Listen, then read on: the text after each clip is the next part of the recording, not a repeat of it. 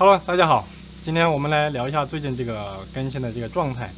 在发布这个大盘机之前，我就已经预感到会有粉丝说我们这个白案的手法不熟练、不正宗。其实我也确实承认我这个不是我的强项，但是我也正在努力学习当中。其实这个面皮子的比例我用了很多次，而且用不同的时间、不同的水、不同的盐，做了很多实验。在这之前呢，网上有很多类似的教学，但是这个比例都是五花八门吧。有1斤这个高筋面粉加220克的水啊，5克的盐啊，就是说什么比例都有。其实这也不算太严谨，水太少的话，和这个面太干了，一拉就断，而且发不出来。我在这个面粉500克的基础上面，5克清水往上面加，一直加到300克，为最适合，加到320克为上限。如果你再继续在320克上面加水，那这个就彻底的稀了。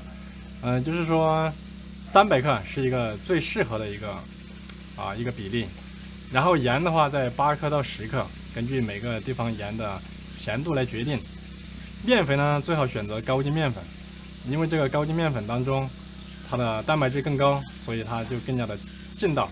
中筋面粉和低筋面粉的话，它的蛋白质少，然后的话它弹性就没那么好。因此我们在拍摄的这个时候，这个面皮子我们已经做了最少1-20遍了，然后把这个烹饪的数据已经记录下来了。在没有这些经验和数据的支撑情况下，我们也不会贸然去拍，因为教学的意义嘛，它不是来误导大家，是跟大家分享一个正确的比例。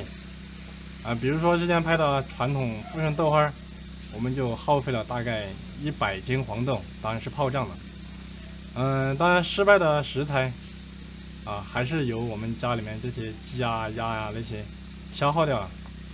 以及现在拍的大盘鸡和面皮子为例，也试验了1-20次。这也就是为什么我们更新的频率比较低的原因。豆花制作的过程这个周期已经超过了10天，我们从来没有过这么长时间拍一个视频。然后以前的技术总结里面有文字，但是没有失败的对比，而现在有，因为我们是真的在失败，所以我们要把它记录下来。我这个失败，然后让这个大家来避开烹饪当中的一个坑。虽然我们没有办法像以前一样保持高频率的更新，但是我们一直都在用心追求这个视频的质量，就是观感体验嘛，还有这个数据经验的支撑，就是烹饪的时候闯过了哪些坑，记录了一些失败的数据和成功的数据。最后感谢大家能够一如既往的支持我们和理解包容我们。本期视频就聊到这里，拜拜。